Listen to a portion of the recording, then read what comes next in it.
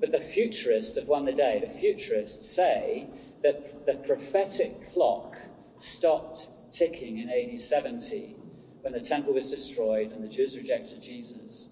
The prophetic clock began in 48 or 67 when Israel became a state, or when Jerusalem was. So when Jesus said, this generation will see these things, it's this generation that sees these things. And so Hal Lindsey, writing in 1976, 1980, said this generation's 40 years, 48, 88. Jesus coming back 1988. Then, when it didn't happen, it was okay, 67, so 40 years is 2007.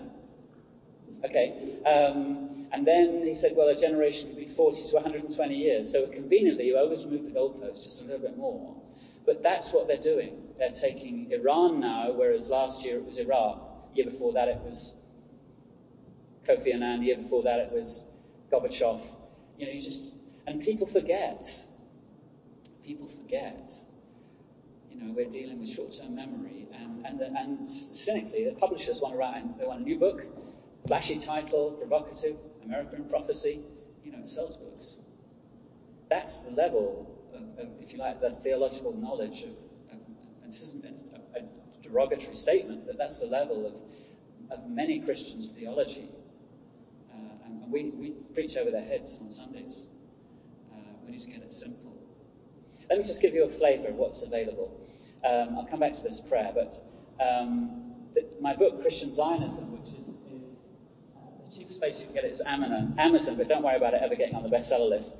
It deals with historical roots, theological basis, and political consequences of Christian Zionism.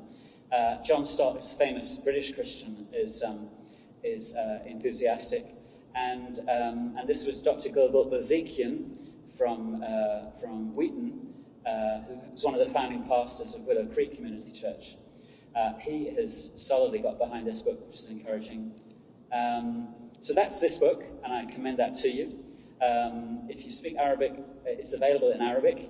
And this is the new book that's coming out this summer, which takes the middle section, which is the scriptures, and it's a dumbed-down version. It's much simpler.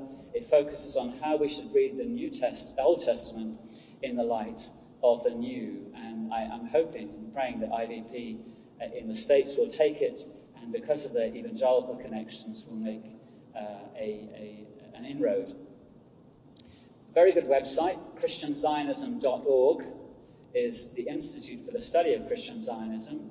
There's about 7 or 8 of us, and it's all that we know of, who are academics at Wheaton or Fuller or North Park in Chicago, who are writing on this subject. We feel a bit like a few of the prophets lost in the wilderness, but we are working together to get this on the agenda of churches. And my own website, sizes.org, all that I've written is freely available on there at no charge. It's audios, it's video material, PowerPoints, so you can plunder my website to your heart's content on the subject. And on the table is some audio CDs and a text CD of my PowerPoints and my PhD thesis. If you want a free PhD, well, it's $10, so it's not free, but it's a pretty cheap PhD. So there's some of the resources that are out there, but I recommend christianzionism.org if you really want to find out what people in America are saying about this movement.